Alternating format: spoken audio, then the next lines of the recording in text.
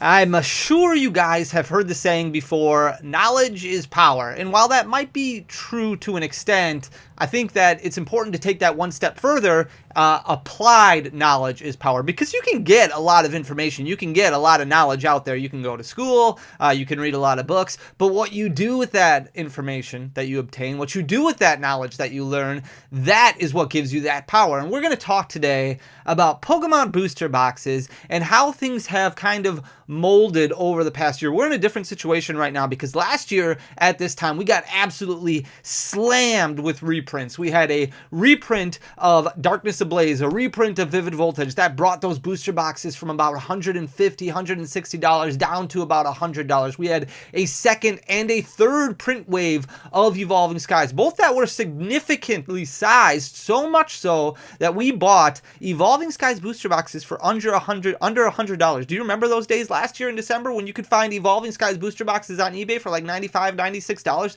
Absolutely crazy. We had an additional wave of Fusion Strike that hit in January. We had a huge wave number 2 of Chilling Reign that hit right around November. And then we got slammed with Celebrations product left and right, where there was second and third waves all over the place. A lot of people exited the hobby. A lot of people left because they looked at their investments and thought, oh my goodness, everything has completely shifted. These aren't worth anything anymore. And a lot of them people exited the hobby then at that point. Meanwhile, a lot of people who were collecting the cards, wanting to open up the cards, were like, oh my goodness, holy buckets, this is amazing. I can buy all these products for way below MSRP. And it was actually a really good time to be a collector. Not so great for a store owner because a lot of people who had existing products saw a huge decrease in profit margins. And the market never really recovered from that point to a point where you can still see, for the most part, Vivid Voltage, Darkness Ablaze booster boxes selling for about $130, which is still less than MSRP. Not a terrible price point, but still less than MSRP, especially because at that point,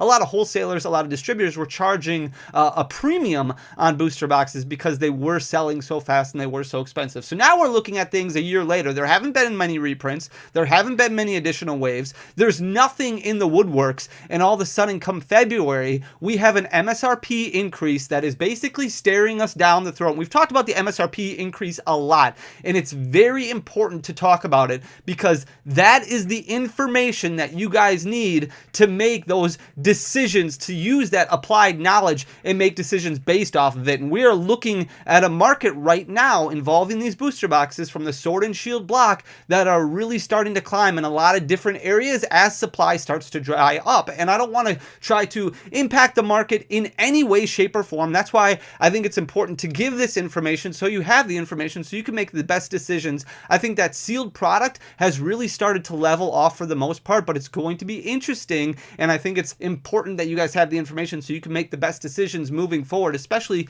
come February when we are looking at $160 booster boxes as opposed to $140. Now, granted, that's still going to be MSRP, so that's not actually what you guys are probably going to be paying for Scarlet and Violet base, which comes out in the middle of February. However, knowing that wholesale costs are going up roughly 10%, that cost is going to trickle down to a lot of consumers. And instead of buying $90 boxes, $95 boxes, you're probably going to be looking at $105, $110 as kind of the floor. So we're going to get into that today. We're going to look at the market over the past year for these booster boxes. I hope you guys enjoy the content. If you do, hit that like button down below, leave a comment, hit that subscribe button. If you don't like the content, don't do any of those things. It's really that simple. But regardless, I really do appreciate you guys taking the time out of your day to just listen to me ramble about Pokemon. I love Pokemon. I think Pokemon is so great, the way that it unites us together. And I really appreciate you guys taking the time, just giving me the opportunity to talk to you guys. So thank you so much for that. I'm going to flip you guys around so you can see what I'm talking about. We're going to start out looking at the Sword and Shield base. This is what kicked it all off. This was so long ago.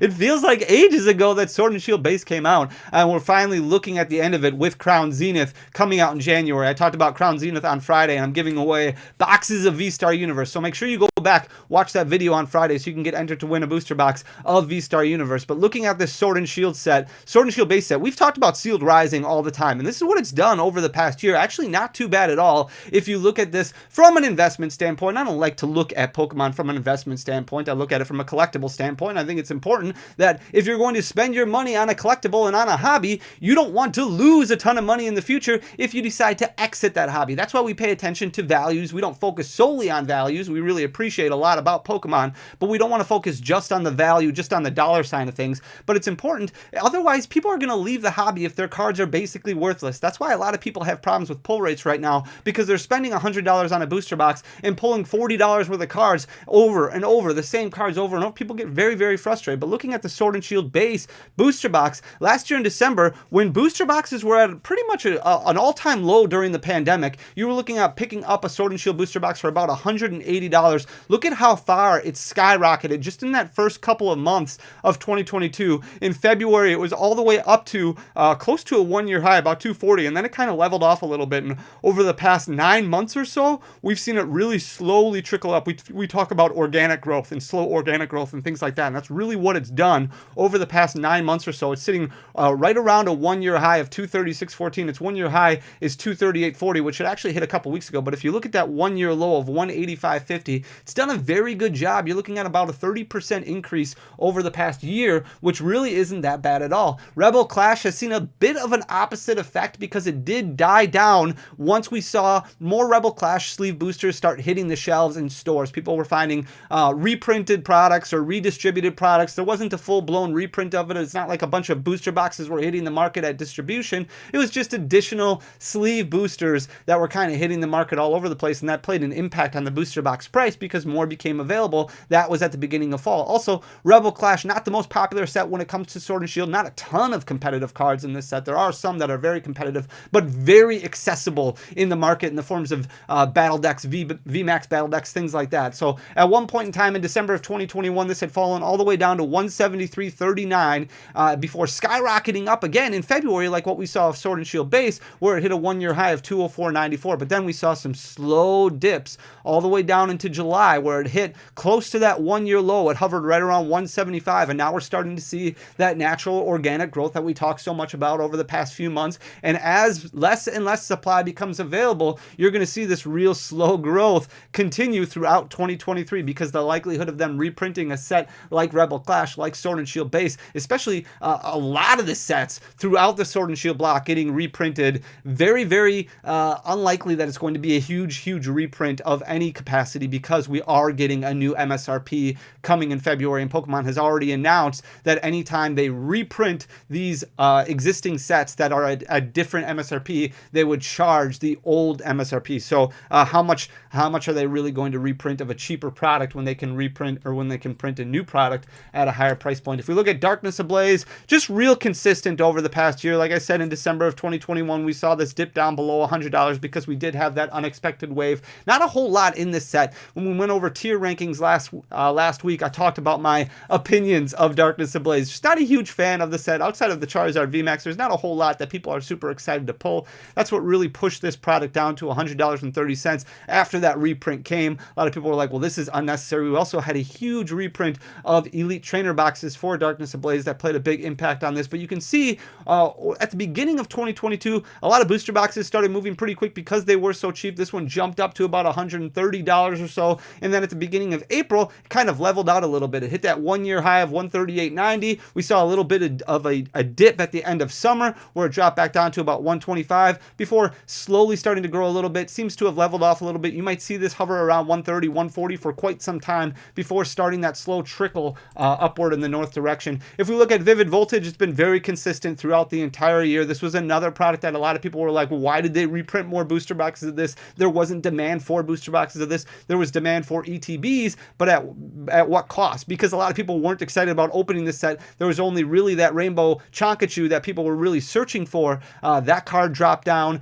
Booster boxes dropped down. ETBs, massive reprint in April. Absolutely huge. Really impacted the market for Vivid Voltage. As you can see, in December of 2021, booster boxes got pushed all the way down to 107.31 before jumping up in April and then kind of leveling off. It did hit 137.16, still a little bit below MSRP. Now it's sitting at 124.18, but over the past 7-8 months, it's been very consistent, slowly staying right around that point right there, well below MSRP. Battle Styles.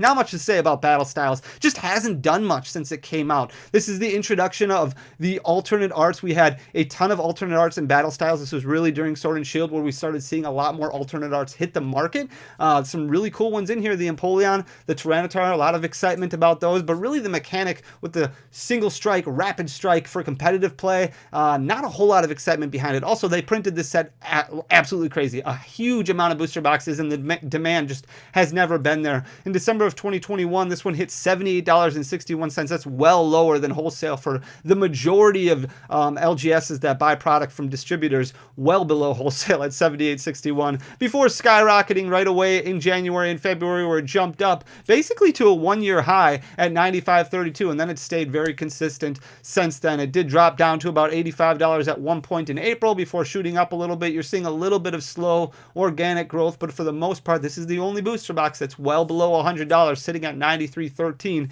and you're going to see very, very slow growth on this, where it wouldn't surprise me if you're looking at about 5 years for it to get back to that MSRP point of $144. Chilling Reign has really taken off over the last month or so, ever since there's been all this announcements about it being out of print. Not necessarily out of print, but out of stock at a lot of distributors. Could it get reprinted? Absolutely. There could be additional waves that come through. There's still a lot of loose boosters out there that are making their way into collection boxes. That's going to help keep this product down. You might be looking at an MSRP box or around that $140 mark throughout the majority of 2023, but you can see about a year ago it dropped down to $82.85, basically wholesale costs once that second wave hit, before slowly starting to climb very methodically. At one point in October, it dropped back down to about $90 before shooting up a little bit, sitting currently at $106.67, which is just off of its one-year high of $108.82. But as supply continues to dry up for Chilling Reign, don't be surprised if this becomes a $120 booster box over the next couple months or so.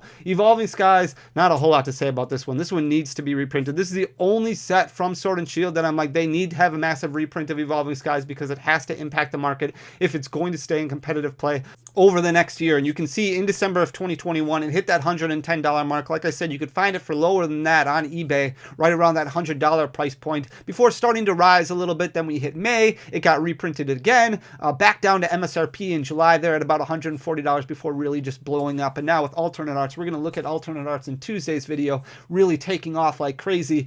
This booster box is just, it shot up. It's crazy. $270.31 is the current price point of this. $135 or $125 over MSRP, and just continuing to climb. Fusion Strike also in the upward trajectory right now, sitting at $104.06. That is actually a one-year high for this booster box. It took about a year for it to come above $100, and that's what we like to talk about, is how it's, you can't think about this 10x overnight investment thing, because that's what's been preached to you and shoved down your throats for the last couple years. That doesn't happen. It took 1 year since the release of Fusion Strike for it to hit $100, which is still $40 below MSRP. But you can see in December of 2021, it was right around $100. We had that huge second wave in January, which brought the price all the way down to $88. That's where it stayed consistently for quite some time before in July, finally hitting about $98, leveling off there before finally crossing over to that $100 price point. And now, like I said, with it being a year removed from being printed from its initial print run, its original release,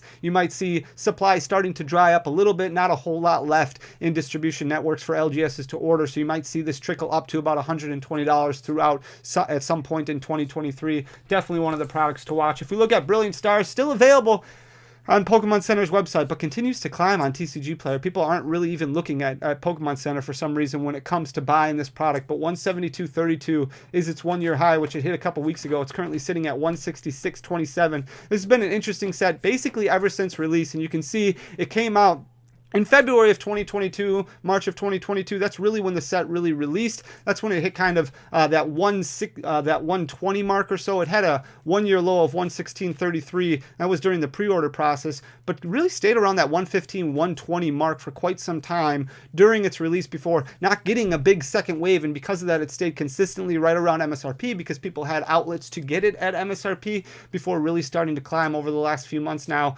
sitting at 166.27. If we look at Astral Radiance, not a year worth of data on this one. This one has stayed consistent pretty much ever since release. It stayed right around that $100 mark. You can see that 129.01, that was during pre-order process, dropped down to about 105, 110 during the actual release week of it, which was in May of 2022, and then really kind of leveled off. It did hit 98.53 as a 1-year low, or a 6-month low if you want to call it a 6-month low instead, because that's how long the set has been out. But for the most part, just really stayed consistent. This is not available for order at a lot of distributors. A lot of places don't have stock of this. But a lot of booster packs that are available in collection boxes, and with Pokemon really shoving collection boxes down people's throats because there's so many releases that have come out and are continuing to come out, Astral Radiance should be available for quite some time in booster pack form. But definitely another box you want to keep an eye on to see where that market price settles now that MSRP is starting to change. 102.47, not a terrible price for a booster box. You're looking at about $42 below MSRP for that one.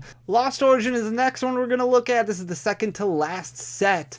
Main series set in Sword and Shield. It'll be interesting to see how this one does, because there is a lot of chase cards in this set, and you can see it's really starting to gain some ground. It's all the way up to 108.75, which is a 3-month high for this product. It's only 3 months old, but again, another product that's out of stock at a lot of distributors. So unless they decide to reprint something like Lost Origin, which is more than possible, you might see this continue to trickle up and up and up. It hit a 3-month low, 98.27. It hit at the end of September. That was right before the release. Kind of gained a little ground during that release week, hovered right around $105 or so before starting to gain a little bit of ground over the past couple weeks. So Lost Origin, definitely one that I want to continue keeping my eye on, because it is very competitive when it comes to the actual Pokemon TCG competitive side of things, but also a lot of chase cards in this set with that Aerodactyl, with that Giratina. A lot of really cool cards in the set. The entire trainer gallery is fantastic. And then we've got Silver Tempest. Not a whole lot to say about Silver Tempest right now. A little bit of a letdown of a set outside of some of those alternate arts that are in there, which are really, really cool. Outside of that, the trainer gallery is kind of meh, at least in my own personal opinion. Sitting at 106.28 is its current market price. You can see this graph is a little messed up because there was a weird glitch in TCG Player where somebody apparently bought a booster box for $20, but that was probably not correct whatsoever.